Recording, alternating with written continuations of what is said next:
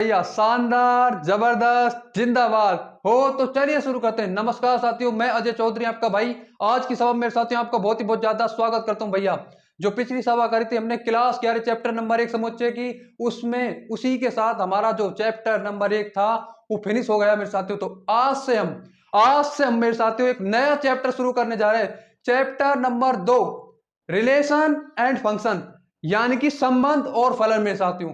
बड़ा ही शानदार जानदार चैप्टर है। सेम उसी के से कॉन्सेप्ट है, उसी से रिलेटेड चैप्टर है।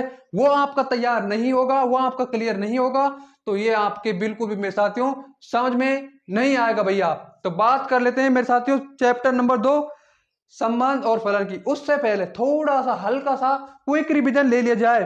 किस चैप्टर का? पहले चैप्टर का। सबसे पहले क्या सीख लिया था हमने? समुच्चय क्या होता है, what is a set. A set is a well designed collection of elements or object। भाई well designed, what is the meaning of well designed? well designed का मतलब है कि इसमें कोई नियम लगेगा सभी के सारे के एलिमेंट में, जो उस ग्रुप के बाहर, अरे उस ग्रुप के बाहर किसी भी एलिमेंट में वो नियम नहीं लगेगा। मैंने ले लिया अंग्रेजी वर्णमाला के स्वर का समुच्चय, जैसे कि मेरे साथियों अंग्रेजी वर्णमाला के स्वर का समुच्चय मैंने ले लिया तो यार, और उसका मैंने समुच्चय बना दिया तो इनके बाद तो इन अवयवों बाहर तो कोई अंग्रेजी वर्णमाला के स्वर बचे नहीं। तो यहां पर तो ये क्या कह रहा चाहता है कि नियम लग गया कि भाई अंग्रेजी वर्णमाला का समुच्चय। उसके बाद इसको दर्शाने के लिए, समुच्चय को दर्शाने के लिए कैपिटल लेटरों का मेरे साथ हम क्या करते हैं, कैपिटल लेटरों का क्या करेंगे, प्रयोग कर लेंगे। समुच्चय को दर्शाने के लिए कैपिटल लेटर प्रयोग करेंगे, अवयव को दर्शाने के लिए स्मॉल लेटर। और कोई अवयव अगर समुच्चय से संबंधित है उसको दर्शाने के लिए ए बिलोंग टू ए, इस टाइप का हमने प्रयोग किया था। उसके बाद हमने 2 विजिट सीखी थी, समुच्चय निर्माण रूप, रोस्टर रूप। समुच्चय निर्माण रूप में अवयवों की पुनरावृत्ति नहीं करते हैं, सॉरी रोस्टर रूप में अवयव पुनरावृत्ति नहीं करते हैं, कोमा द्वारा अलग अलग करके लिखते हैं। और अपने जो आपको दिया गया है उसी के सापेक्ष में, उसी के रेस्पेक्ट में अवयव लिखते हैं। जैसे कि स्कूल शब्द दे दिया गया है आपको इस कैपिटल में, तो भाई समुच्चय निर्माण रूप में भी आपको कैपिटल में ही लिखना पड़ेगा मेरे साथियों, कैपिटल में ही, सॉरी रोस्टर रूप में आपको कैपिटल में लिखना ही पड़ेगा। अब बात कर लेते हैं समुच्चय निर्माण रूप की। समुच्चय निर्माण रूप में आपको एक विशिष्ट गुण खोजना है, कोई भी स्पेसिफिक प्रॉपर्टी मिल जाएगी जो आप उसमें होगी उसको लिखना है। सबसे पहले लिखना है कोलन, फिर एक्स, एक्स अंग्रेजी वर्णमाला का स्वर है, एक्स अंग्रेजी वर्णमाला का स्वर है, अंग्रेजी वर्णमाला का स्वर है। ये हमारी क्या हो गई, विशिष्ट प्रॉपर्टी। तो एक्स अंग्रेजी वर्णमाला का क्या है, स्वर हो गई ना विशिष्ट प्रॉपर्टी। अब बात कर लेते हैं इसके बाद में साथियों किस चीज की, टाइप्स ऑफ सेट, समुच्चय के प्रकार। रिक्त समुच्चय एक ऐसा समुच्चय जिसमें एक व्यवयव उभयनिष्ठ नहीं, एक व्यवयव नहीं होता, उपस्थित नहीं होता, रिक्त समुच्चय कहलाता है। आप क्लास 11 में पढ़ते हो, क्लास 12 में पढ़ते हो, नॉट पॉसिबल मेरे साथियों। अब बात कर लेते हैं किसकी, समान समुच्चय की। 2 ऐसे समुच्चय जिनमें एक जैसे एलिमेंट उपस्थित हो समान समुच्चय कहलाता है। जैसे कि मेरे साथियों ए बी सी, क्या भाई ए बी सी, सी बी ए, क्रम का कोई मतलब कोई महत्व इसमें होता नहीं है मेरे साथियों, क्रम का तो बिल्कुल भी इसमें महत्व होता ही नहीं है हमारा, यानी कि क्रम का कोई महत्व नहीं है। अब बात कर लेते हैं मेरे साथियों किसकी, बात करते हैं भैया समान समुच्चय होगा एकल समुच्चय की, उप समुच्चय की। कोई ऐसा समुच्चय जिसके सारे के सारे एलिमेंट आपको दूसरे समुच्चय में उपस्थित हो, वो समुच्चय क्या कहलाता है, अरे उप समुच्चय कहलाता है। अब बात करते हैं, माना ए के सारे के सारे एलिमेंट बी में है, ए के सारे एलिमेंट बी में है मेरे साथियों, लेकिन ये दोनों बराबर हैं तो ए बी का उपसमुच्चय तो कहलाएगा, लेकिन ए बी का प्रॉपर सबसेट यानी कि उचित उपसमुच्चय नहीं कहलाएगा। तो भाई उचित उपसमुच्चय की क्या शर्त है, ये दोनों इक्वल नहीं होने चाहिए। तो ये अब ए बी का प्रॉपर है और बी ए का क्या है, सुपर सेट है मेरे साथियों। क्या है, बी ए का सुपर सेट है, एकल समुच्चय, एक ऐसा समुच्चय। अरे मेरे साथियों सम अभाज्य संख्या कौन सी है, केवल और केवल 2। तो इसमें केवल केवल कितना एलिमेंट आएगा, एक। तो एक ऐसा समुच्चय जिसमें केवल और केवल विच ए सेट विच है only one element is called single set, एकल समुच्चय कहलाता है मेरे साथियों। अब बात करते हैं भैया किस चीज की, घात समुच्चय की। एक ऐसा समुच्चय यानी कि जिसमें किसी समुच्चय के सारे उप समुच्चयों का या सारे समुच्चयों का जो संग्रह बनता है वो हमारा घात समुच्चय कहलाता है। बात कर लेते हैं ए और बी। अब इसके जितने भी आपके क्या बनेंगे, ए बी के जितने भी समुच्चय बनेंगे ना, उप समुच्चय, और इनका जो आप संग्रह बनाओगे ना वो हमारा पावर सेट घात समुच्चय कहलाएगा। यानी कि मेरे साथियों ए, भाई पहला पहला फाइव, फाइव ए, उसके बाद बी और ए बी। तो ये हमारे क्या है मेरे साथियों, पावर सेट है। क्या है भाई, मेरे पावर सेट के अवयव है, ये घात समुच्चय के अवयव है। यानी कि घात समुच्चय के एलिमेंट को निकालने के लिए एक फॉर्मूला आपको ध्यान रखना चाहिए, 2 की पावर n। क्या ध्यान रखना चाहिए मेरे भाई? 2 की पावर n। n मतलब अब समुच्चय के अवयव। कितने एलिमेंट है यार? 2 एलिमेंट है भाई। कितने एलिमेंट है? 2। तो 2 की पावर 2 कितना हो जाएगा मेरे भाई? 4। कितने हो जाएंगे? 4 एलिमेंट। फाइव ए बी हो गए ना 4। सार्वत्रिक समुच्चय। अब एक ऐसा समुच्चय में साथियों, यानी कि एक ऐसा समुच्चय जिसके ये सारे के सारे अवयव उपस्थित हो। भाई ये सारे सारे समुच्चय उपस्थित हो, घात समुच्चय कहलाता है, यानी कि अधि समुच्चय, सॉरी यूनिवर्सल है, समष्टि समुच्चय कहलाता है। ये हमारा इनके लिए क्या है? ये इनके लिए क्या है मेरे साथियों? ये है इनके लिए यूनिवर्सल सेट, सार्वत्रिक समुच्चय है। क्या मेरे साथियों फाई के एक भी उप समुच्चय संभव है? बिल्कुल उचित उप समुच्चय प्रॉपर सेट समुच्चय संभव नहीं है, क्यों? फाई के बराबर है। इसके बाद 4 हमने समुच्चय पर संक्रिया सीखी थी। अरे समुच्चय पर संक्रिया कौन कौन सी सीखी थी? समुच्चय का सम्मिलन, समुच्चय का सर्वनिष्ठ, समुच्चय का अंतर और समुच्चय का पूरक। मेरे साथियों इन चारों को सीखने के पश्चात हमने हमारा चैप्टर फिनिश कर दिया। समुच्चय का सम्मिलन, 2 समुच्चयों का सम्मिलन। समुच्चय उन सभी अवयवों का समुच्चय होता है जिन जो समुच्चय ए और बी में अलग अलग है, यानी कि अलग अलग अवयवों को एक साथ लिख दिया जाता है। कोई भी एग्जांपल ले लो मेरे साथियों, आपने ले लिया ए और बी, भाई ए और बी ले लिया और आपने यहाँ पर ले लिया ए सी, तो इसका सम्मिलन समुच्चय क्या आएगा? A union B. भाई ए यूनियन बी इसका आएगा ए बी और सी। एक दोनों में उभयनिष्ठ है, इसकी रिपीटेशन पुनरावृत्ति नहीं करेंगे। समुच्चयों का सर्वनिष्ठ क्या होता है? इसी एग्जांपल समझ लेते हैं। दोनों में 2 समुच्चयों का सर्वनिष्ठ समुच्चय उन सभी अवयवों का समुच्चय होता है जो दोनों में उभयनिष्ठ होते हैं। क्या उभयनिष्ठ है मेरे भाई? केवल और केवल ए उभयनिष्ठ है। तो ये हमारा क्या हो जाएगा? सर्वनिष्ठ समुच्चय हो जाएगा। समुच्चयों का अंतर, मान लीजिए ए माइनस बी है, इससे रिप्रेजेंट करते हैं अंतर को। अब समुच्चय का अंतर का मतलब क्या है?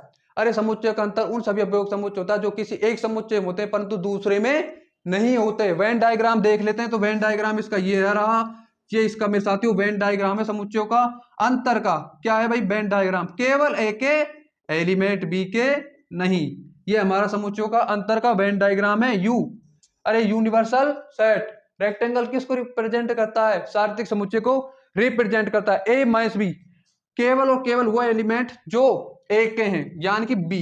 केवल और केवल मेरे भाई बी, ए इसमें भी है और इसमें भी है। अब बात कर लेते हैं समुच्चय का पूरक, यानी कि कोई समुच्चय मैंने ले लिया, उसमें से उसको सार्वत्रिक समुच्चय में से मैंने हटा दिया उसके अवयवों को, तो जो अवयव बचे उनका जो समुच्चय आएगा वही सार्वत्रिक समुच्चय, वही उसका पूरक कहलाएगा। मान लीजिए मेरे साथियों, मान लीजिए आपकी क्लास में क्रिकेट खेलने वाले खिलाड़ियों का समुच्चय 60 टोटल है, 30 क्रिकेट खेलते हैं, तो क्रिकेट नहीं खेलने वाले खिलाड़ियों का समुच्चय बचा, वही हमारा क्या कहलाएगा? वही हमारा पूरक कहलाएगा, यानी कि कॉम्प्लीमेंट ऑफ ए सेट कहलाएगा मेरे साथियों। क्या कहलाएगा भाई? Complement of set. इसकी सारी सारी प्रॉपर्टी, समुच्चय सम्मिलन, वो डी मॉर्गन लॉ और आपकी idempotent law, associate law, commutative law, ये सारी सारी आप देख लेंगे, रिवीजन आपका हो गया। अब बात कर लेते हैं मेरे साथियों आज के चैप्टर की। आज का चैप्टर है हमारा रिलेशन और फंक्शन। क्या चैप्टर है भैया? रिलेशन और फंक्शन। तो अब रिलेशन और फंक्शन की बात करते हैं मेरे साथियों। क्या कहना चाहता है हमसे रिलेशन और फंक्शन? भाई क्या कहना चाहता है रिलेशन और फंक्शन? पहला टॉपिक सीखेंगे रिलेशन और फंक्शन में क्रमित युग्म। क्या सीखेंगे मेरे भाई? क्रमित युग्म, ऑर्डर्ड पेयर्स। ऑर्डर्ड पेयर्स क्या सीखेंगे भाई? ऑर्डर पेयर्स, यानी कि क्रमित युग्म। क्रमित युग्म, अरे इसमें क्रमित युग्म में कुछ भी नहीं है मेरे साथियों, 2 अवयवों को किसी भाई समुच्चय के नहीं, कुछ भी नहीं, 2 एलिमेंट बस, आप 2 अवयवों को एक विशिष्ट क्रम में, 2 अवयवों को एक विशिष्ट क्रम में, यानी कि पहला अवयव समुच्चय ए से और दूसरा अवयव समुच्चय बी से, 2 अवयवों को एक विशिष्ट क्रम में, 2 अवयवों को एक विशिष्ट क्रम में कोष्टक के अंदर, यानी कि छोटे कोष्टक के अंदर, 2 अवयवों को एक विशिष्ट क्रम में छोटे कोष्टक के अंदर क्या करते हैं? दर्शाते हैं। किसके द्वारा? कोमा के द्वारा अलग करके, यानी कि ए कोमा बी। यह क्या है? यही तो मेरे साथियों हमारा क्रमित युग्म है। मान लेते हैं ए आपका 1 2 है, बी आपका 3 4 है। आपने क्रमित युग्म बनाया 1 और 3 का, तो कैसे रिप्रेजेंट करोगे इसको? क्रमित युग्म 1 3 को कैसे रिप्रेजेंट करोगे? How to represent it? तो इसको हम रिप्रेजेंट करेंगे 1 कोमा 3 से। भाई पहला विशिष्ट नियम का मतलब है, विशिष्ट क्रम का मतलब है कि पहला आपने समुच्चय ए से लिया है तो दूसरा आपने समुच्चय बी से मेरे साथियों लिया है। एक बात ध्यान रख ले स्पष्ट रूप से कि दो क्रमित युग्म तभी की तभी बराबर हो सकते हैं जब उनके संगत घटक बराबर हो, यानी कि ए बी कभी भी बी ए के बराबर नहीं होगा, बिल्कुल भी बी ए के बराबर नहीं होगा। यानी कि मेरे साथियों ये तभी बराबर हो सकते हैं दो क्रमित युग्म तब ये इनके संगत घटक मेरे भाई बराबर हो। क्या हो भाई? संगत घटक बराबर हो। अब बात कर लेते हैं मेरे साथियों किस चीज की बात करते हैं भाई? कार्तीय गुणन, कार्टेशियन प्रोडक्ट। दो एरिक समुच्चय, एरिक से मतलब कोई भी रिक्त नहीं होना चाहिए। अरे टू नॉन इम्पटी सेट, दो एरिक समुच्चय ए और बी हैं तो उनका कार्तीय गुणन उन सभी के क्रमित युग्म का। अब क्रमित युग्म का क्या मतलब है मेरे साथियों? क्रमित युग्म का मतलब है कि भाई पहला अवयव आपका समुच्चय ए से होगा और दूसरा अवयव आपका समुच्चय बी से होगा। यानी कि दो एरिक समुच्चयों के सभी क्रमित युग्म का, दो एरिक समुच्चयों के सभी क्रमित युग्म का जो समुच्चय बनता है वो क्या कहलाता है? वही है कार्तीय गुणन, कार्टेशियन प्रोडक्ट। कार्टेशियन प्रोडक्ट मेरे साथियों कहलाता है। क्या कहलाता है भैया? कार्तीय गुणन कहलाता है। तो आपका कार्तीय गुणन की परिभाषा भी यहां पर हो जाती है, ऑर्डर पेयर की परिभाषा मेरे साथ यहां पर हो जाती है भाई। कार्तीय गुणन, अब इसका कार्तीय गुणन का आप सीखेंगे समुच्चय निर्माण रूप। तो कार्तीय गुणन को किससे दर्शाते हैं? ए क्रॉस बी से दर्शाते हैं भाई। तो कार्तीय गुणन को हमने ए क्रॉस बी से दर्शा दिया यार। बराबर भाई दो युग्म होते हैं यानी कि ए और बी। पहला क्या परिभाषा कहती है कि पहला अवयव समुच्चय ऐसे है, पहला अवयव समुच्चय ऐसे है कोलन, पहला अवयव समुच्चय ऐसे है। और परिभाषा क्या कहती है कि दूसरा अवयव समुच्चय बी से है। दूसरा अवयव हमारा समुच्चय बी से है मेरे साथियों। यही हमारा कार्टेशियन प्रोडक्ट है, सीधा सीधा सा सिंपल सा। अब बात करते हैं अगर मेरे साथियों ए और बी में से कोई भी अगर रिक्त समुच्चय हो, इधर ए और बी इज एम्प्टी सेट, तो क्या करेंगे मेरे साथियों? कुछ नहीं करेंगे, कार्तीय गुणन 0 आ जाएगा भाई। कार्टेशियन प्रोडक्ट उनका फाई आ जाएगा, रिक्त समुच्चय आ जाएगा, क्योंकि कोई भी अगर 0 हुआ तो उसके क्रमित युग्म ही नहीं बन पाएंगे, ऑर्डर्ड पेयर्स ही नहीं बन पाएंगे। अब बात कर लेते हैं मेरे साथियों एक बढ़िया सी छोटे से कॉन्सेप्ट की मेरे साथियों। क्या कॉन्सेप्ट है भैया? कि देखो n A cross B Cartesian product की कार्डिनल संख्या, कार्टेशियन प्रोडक्ट के अवयव, कितने अवयव है इसमें? तो मेरे साथियों इसकी संख्या को ज्ञात करने के लिए हमें क्या करना होगा? हमें जो ए और बी है ना, इनमें जो इनकी कार्डिनल संख्या है ना उसको पता करना होगा मेरे साथियों। आप अपने मन में बिठा लें कि कार्तीय गुणन की दो समुच्चयों की कार्तीय गुणन की अवयव संख्या तभी आप निकाल पाएंगे जब उन दोनों समुच्चयों की आपको कार्डिनल संख्या पता हो, यानी कि उन दोनों समुच्चयों की जितने अवयव है उनकी संख्या का पता हो। अब बात कर लेते हैं इसका क्या फॉर्मूला। मान लीजिए number of element A, number of element B, यानी कि ए की कार्डिनल संख्या बी की कार्डिनल संख्या। ये आप फॉर्मूला ध्यान रख ले मेरे साथियों। क्या ध्यान रख ले? ये फॉर्मूला। अब मान लेते हैं यार ए में आपकी एम अवयव है और आपके बी में एन अवयव है भाई।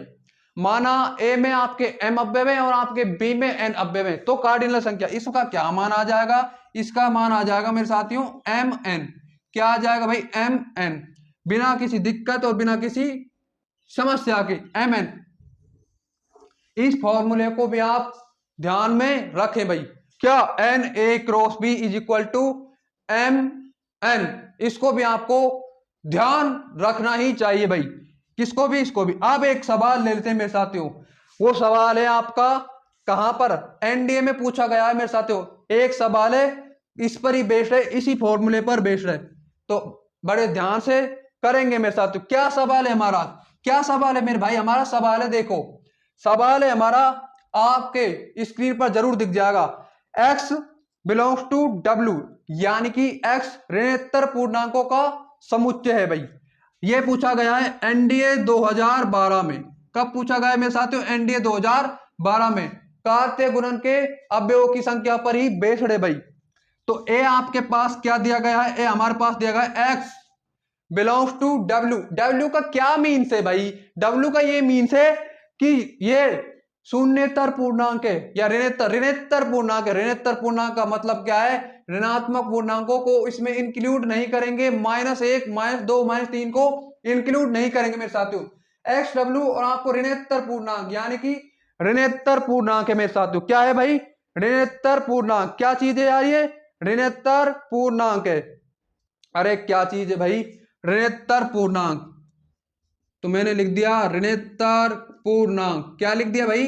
ऋणेतर पूर्णांक। और x आपका क्या है? 3 से कम है। बात फिनिश। समुच्चय है। अब बात करते हैं समुच्चय b की। समुच्चय b x belongs to n। What is n? n is natural number. From where natural number start? Natural number start from 1। भाई नेचुरल नंबर 1 से स्टार्ट होती हैं। अब बात करते हैं b की। b की बात कर रहे हैं ना हम। तो b बराबर x बिलोंग्स टू n धन पूर्णांकों का समुच्चय मेरे साथियों, यानी कि प्राकृत संख्याओं का समुच्चय, धन पूर्णांकों का समुच्चय। और आपको क्या दिया गया है? आपको दिया गया है क्या? बड़े ध्यान से देखिएगा। हमें दिया गया है x 2 और 4। कोई दिक्कत कोई परेशानी नहीं हुई हमें भाई। 2 शामिल है लेकिन 4 अपवर्जित है। 2 इंक्लूड है, 4 डजंट इंक्लूड है मेरे साथियों। अब बात करते हैं सी की। सी आपको डायरेक्ट दिया हुआ है। क्या दिया हुआ है मेरे साथियों? सी कि 3 4। सी आपको 3 4 दिया हुआ है। क्या पूछ रहा है हमसे? हमसे पूछ रहा है बहुत ही अच्छी चीज पूछ रहा है मेरे साथियों। क्या पूछ रहा है? देखो A union B cross C. A union B cross C. अब क्या करें भाई? मैंने आपको अभी बताया हुआ है कि जब दो समुच्चयों का कार्तीय गुणन में अवयवों की संख्या पूछे तो उन दोनों समुच्चयों की आपको अवयवों की संख्या ज्ञात होनी चाहिए। इस बात को अपने मन में बिठा लें, कहीं पर भी लिख लें, कहीं पर भी बिठा लें मेरे साथियों कि कार्तीय गुणन के अवयवों की संख्या हम तभी ज्ञात कर पाएंगे जब उन दोनों अवयवों की संख्या आपको पता हो। यानी कि आपको अब ए यूनियन बी की संख्या पता होना चाहिए और सी की संख्या पता होना चाहिए। सी की तो मेरे साथियों हमको पता है कि सी में तो 2 एलिमेंट है, 3 और 4। तो सी की तो कार्डिनल संख्या मुझे पता है। मुझे क्या ज्ञात करना चाहिए? मुझे ज्ञात करना चाहिए A union B. A union B जैसे ही मैं ज्ञात कर लूंगा तो उसमें मैं अवयवों को गिन लूंगा और अवयवों को मैं गिन लूंगा तो मुझे उसकी कार्डिनल संख्या पता चल जाएगी। तो बात कर लेते हैं ऋणेतर पूर्णांक। ऋणेतर पूर्णांक यानी कि x ऋणात्मक पूर्णांक नहीं है। -1 -2 -3 नहीं है हमारा और 3 से छोटा है। तो क्या बचा हमारे पास? ओनली 1। क्या बचा मेरे साथियों? पूर्णांक। 0 शामिल होगा? बिल्कुल होगा। 0 1 2। तो मेरे दोस्तों और मेरे साथियों आपके पास 3 से छोटा 0 को आप इंक्लूड करना चाहो तो आप मेरे साथियों 0 को इंक्लूड कर सकते हो। और अगर आप 0 को इंक्लूड करना नहीं चाहो तो भी कोई दिक्कत समस्या हमें नहीं होगी। तो बात कर लेते हैं मेरे साथियों ऋणेतर पूर्णांक की। ऋणेतर पूर्णांक की भाई 0 शामिल होगा। 0 1 2 0 1 2। तो आपने 0 1 2 को शामिल करा। किसको शामिल करा मेरे भाई? 0 1 और 2। बात कर लेते हैं इसकी अगले समुच्चय की, समुच्चय बी की। ये तो हमारा समुच्चय ए हो जाता है। समुच्चय बी क्या कहता है? एक्स धन पूर्णांकों का समुच्चय। धन पूर्णांकों का मतलब क्या होता है मेरे साथियों? 1 2 3 4। और आपको ये दिया हुआ है कि एक्स 2 से बराबर है और 2 से बड़ा है लेकिन 4 से छोटा है। तो आपके पास बी में क्या क्या वैल्यू आएंगे भाई? 2 शामिल होगा या नहीं होगा? बिल्कुल 2 शामिल होगा और 3 भी शामिल होगा। और सी तो आपके पास ऑलरेडी गिवन है 3 4। अब क्या पूछ रहा है? अभी भी आप नहीं निकाल सकते कार्डिनल संख्या क्योंकि अभी भी हमें ए यूनियन बी ज्ञात नहीं है मेरे साथियों। और ए यूनियन बी मतलब दो समुच्चय का सम्मिलित समुच्चय क्या होता है? समुच्चय ए के भी अवयव उपस्थित हो, समुच्चय बी के भी अवयव उपस्थित हो और अलग अलग यानी कि अलग अलग अवयव हो सारे सारे, यानी कि यार किसी भी अवयव की पुनरावृत्ति नहीं करनी। बात कर लेते हैं ए यूनियन बी कैसे निकालेंगे? मैं निकाल लेता हूं ए यूनियन बी। समुच्चय में अवयव क्या है? 0 1 2। समुच्चय बी में अवयव क्या है मेरे साथियों? 2 3। तो आपके पास ए यूनियन बी कितना आ जाएगा? 0 1 2 और 3। यानी कि 2 दोनों में उपस्थित था लेकिन मैंने 2 की रिपीटेशन नहीं किया, 2 की पुनरावृत्ति नहीं करी। तो 0 1 2 3 बात खत्म, बात फिनिश। अब बात कर लेते हैं मेरे साथियों सी में कितने एलिमेंट है भाई? सी में एलिमेंट है 3 और 4, यानी कि 2 एलिमेंट है भाई। कितने एलिमेंट है? 2। अब क्या निकालेंगे? इसकी कार्डिनल संख्या निकालना इजी हो गया। ए यूनियन बी की कार्डिनल संख्या मुझे पता चल गई 4 और सी की कार्डिनल संख्या मुझे पता चल गई 2। तो कितना मान आएगा मेरे साथियों इसका? 8 हमारा आंसर आ जाएगा भाई। कितना आंसर आ जाएगा? 8 हमारा आंसर आ जाएगा मेरे साथियों। सर भाई अब मेरे दोस्तों और मेरे साथियों एक और सवाल करके देख लेते हैं, वो भी आपका एनडीए का पीवाईक्यू ही है भाई। वो भी आपका एनडीए का पीवाईक्यू है। कब पूछा गया है? वो पूछा गया है मेरे साथियों एनडीए 2014 में। कब पूछा गया है भाई? एनडीए 2014। एनडीए 2014 सेकंड में पूछा गया भाई। कब पूछा गया? एनडीए 2014 सेकंड में। सवाल क्या है? 2 एरिक समुच्चय हैं आपके पास। 2 एरिक समुच्चय ए और बी हैं। Non empty set, non empty set भाई एरिक समुच्चय ए और बी हैं आपके पास। इनमें कितने एलिमेंट कॉमन है? 3 एलिमेंट। क्या है मेरे साथियों? 3 एलिमेंट कॉमन है भाई। 3 एलिमेंट आपके क्या है? कॉमन है। 3 एलिमेंट कॉमन है। तो क्या पूछ रहा है हमसे भाई? ए की कार्डिनल संख्या आपको दे दी गई है। ए की कार्डिनल संख्या क्या है? यानी कि ए में एलिमेंट है 5 और आपके बी में एलिमेंट है मेरे भाई कितने? बी में एलिमेंट है आपके 4। ए में 5 है, बी में 4 है। तो आपसे पूछ रहा है कि इनके कार्तीय गुणन में कितने एलिमेंट होंगे मेरे भाई? इनके कार्तीय गुणन में कितने एलिमेंट होंगे? तो कार्तीय गुणन का क्या मतलब है? समुच्चय ए के कार्डिनल संख्या को गुना कर देंगे, समुच्चय बी की कार्डिनल संख्या को आपस में मल्टीप्लाई कर देंगे। कितनी है? 5 है ए की और बी की कितनी? 4। 5 × 4 इज इक्वल टू 20। तो इसका मेरे साथियों 20 आंसर हमारा आ जाता है। एनडीए 2014 में आपसे पूछा गया है मेरे साथियों। अब बात कर लेते हैं भाई, किस चीज की बात करते हैं? अब हम बात करते हैं कुछ प्रॉपर्टीज की। अरे प्रॉपर्टीज ऑफ कार्टेशियन प्रोडक्ट। कार्तीय गुणन के कुछ गुण भी तो होंगे ना यार, जैसे कि आपके समुच्चय के सम्मिलन के गुण थे। अरे ये टाइप के गुण नहीं थे कि A union A is equal to A union B, A union B is equal to B union A, यानी कि कम्यूटेटिव लो, क्रम का कोई मतलब नहीं है। अब बात करते हैं ए इंटर्स ए यूनियन ए आइडेम्पोटेंट लो, यानी कि ए ही आ जाएगा। और अब देख लेते हैं मेरे साथियों ए साहचर्य नियम, A union B union C बराबर A union B union C. कोई दिक्कत, कोई दुख, कोई दर्द, कोई पीड़ा नहीं हुई। अब बात करते हैं भाई किसकी? ये तो हो गए। अब बात कर लेते हैं मेरे साथ this is associative law, distributive law. Distributive law क्या है? A union B intersection C, union over intersection, यानी कि union over intersection A union B intersection A union C. This is distributive law. कौन सा लॉ? Distributive law. अरे जब कार्तीय गुणन भाई, जब समुच्चय के सम्मिलन की है, समुच्चयों के सर्वनिष्ठ की प्रॉपर्टी है, समुच्चय के पूरक की प्रॉपर्टी है, कॉम्प्लीमेंट की प्रॉपर्टी है, तो यार कार्तीय गुणन की भी तो कुछ ना कुछ प्रॉपर्टीज होंगी। तो क्या क्या प्रॉपर्टी है? चलिए कर लेते हैं भैया। तो प्रॉपर्टी हमारे कार्तीय गुणन की देखेंगे बड़े ध्यान से।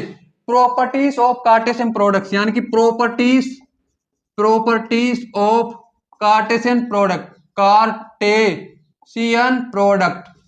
कार्तीय गुणन के गुण भाई, कार्तीय गुणन के गुण किसके भाई? कार्तीय गुणन के गुण। अब बात कर लेते हैं मेरे साथियों कार्तीय गुणन के गुणों की। पहला गुण ध्यान रखना है आपको। क्या ध्यान रखना है? A cross B intersection C is equal to A cross B intersection A cross C, यानी कि A cross B intersection C बराबर A cross B intersection A cross C. कोई भी दिक्कत, कैसी भी परेशानी मुझे इसमें नहीं हुई भाई। अब बात करते हैं दूसरी प्रॉपर्टी हमारी। दूसरी प्रॉपर्टी है A cross B union C is equal to A cross B union A cross C, यानी कि आपकी प्रॉपर्टी होगी A cross B union A cross C. कोई दिक्कत परेशानी नहीं हुई। तीसरी प्रॉपर्टी है हमारी, क्या प्रॉपर्टी है भाई? ए क्रॉस बी। अरे ये इंटरसेक्शन हो गया, ये यूनियन हो गया, अब होगा डिफरेंस ए क्रॉस बी माइनस सी। तो क्या आएगी? ए क्रॉस बी माइनस ए क्रॉस सी। अब आप ध्यान रखें चौथी प्रॉपर्टी के रूप में ध्यान रखें भाई कि ए क्रॉस बी आपका अगर बी क्रॉस ए के बराबर आ रहा है ना मेरे साथियों, यानी कि आपने ए क्रॉस बी लिया और आपने बी क्रॉस ए लिया, यानी कि पहला इसका मतलब पहला अवयव आपने ए से लिया और दूसरा बी से लिया, और इसका मतलब क्या है, पहला अवयव इस बार हम बी से लेंगे और दूसरा अवयव ए से लेंगे। अगर ये दोनों इक्वल आ रहे हैं ना तो ये दोनों तभी अरे यार ये भी तो ध्यान रखा था आपने, ए यूनियन बी अगर ए इंटरसेक्शन बी के इक्वल आ जाए तो डेफिनेटली निश्चित रूप से ए बराबर बी होंगे भाई। क्या होंगे, ए बराबर बी होंगे। तो डेफिनेटली यहां पर भी ए बराबर क्या होंगे मेरे भाई, बी। डेफिनेटली ए बराबर बी होंगे यहां पर बिना किसी दिक्कत हो समस्या के। अब बात करते हैं मेरे साथियों प्रॉपर्टी नंबर 5। पांचवी प्रॉपर्टी हमारी क्या है, बड़े ध्यान से देखिएगा, बोर्ड छोटा हमारा सपना बहुत बड़ा है भाई। पांचवी प्रॉपर्टी हमारी क्या है, पांचवी प्रॉपर्टी है मेरे साथियों हमारी वो प्रॉपर्टी है भाई, क्या प्रॉपर्टी है, ए अगर आपका बी का उपसमुच्चय है, ए अगर आपका बी का उपसमुच्चय है तो ए क्रॉस ए किसका उपसमुच्चय आ जाएगा, ये उपसमुच्चय आ जाएगा मेरे साथियों A cross B intersection B cross है। कोई भी दिक्कत कैसी भी नहीं आई। अगली छठी प्रॉपर्टी हमारी हो जाएगी भाई ए बी का उपसमुच्चय है, ए क्रॉस सी उपसमुच्चय आएगा बी क्रॉस सी का, ए क्रॉस सी भाई उपसमुच्चय आएगा बी क्रॉस सी का। छठी प्रॉपर्टी हमारी भाई ए बी का उपसमुच्चय। उपसमुच्चय का क्या मीन्स है, उपसमुच्चय का मतलब है ए के सारे के सारे एलिमेंट आपको बी में नजर आ रहे होंगे मेरे साथ, यानी कि ए क्रॉस की एक सॉरी आपका कितना कि ए बी का उपसमुच्चय है, तो मेरे दोस्तों और साथियों ए क्रॉस सी उपसमुच्चय आएगा किसका आएगा भाई, बी क्रॉस सी का। किसका आएगा रे मेरे भाई, बी क्रॉस सी का। ए और बी है, और तीसरा अन्य समुच्चय भाई सी, सभी के लिए सत्य होगा, सी सभी सी के लिए सत्य होगा, सभी सी के लिए सही होगा, सभी सी के लिए सही होगा। अब बात कर लेते हैं अगला गुण है मेरे साथियों, बड़े ध्यान से ध्यान रखिएगा। आई होप आपके 6 के 6 याद हो गए होंगे, समझ में आ गए होंगे। तो सातवां गुण हमारा क्या भाई, मिटाना पड़ेगा मेरे साथ थोड़ा सा। सातवां प्रॉपर्टी हमारी ये है, देखो सातवीं प्रॉपर्टी हमारी क्या है, ए बी का उपसमुच्चय है और सी आपका डी का उपसमुच्चय है, सी आपका डी का उपसमुच्चय है। तो ए क्रॉस सी उपसमुच्चय होगा मेरे भाई किसका, बी क्रॉस सी का। अरे किसका उपसमुच्चय होगा रे मेरे साथी, ए बी का है सी डी का है, तो किसका उपसमुच्चय होगा ये उपसमुच्चय होगा हमारा बी क्रॉस डी का। किसका मेरे भाई, बी क्रॉस डी का। अब बात कर लेते हैं आठवीं प्रॉपर्टी हमारी। आठवीं प्रॉपर्टी हमारी क्या है, आठवीं प्रॉपर्टी हमारी है कि आपके पास चार समुच्चय हैं, ए बी सी डी, चारों के चारों समुच्चय हैं आपके पास। मैंने माना चार समुच्चय A B C D, A B C D चार समुच्चय में साथ हूं।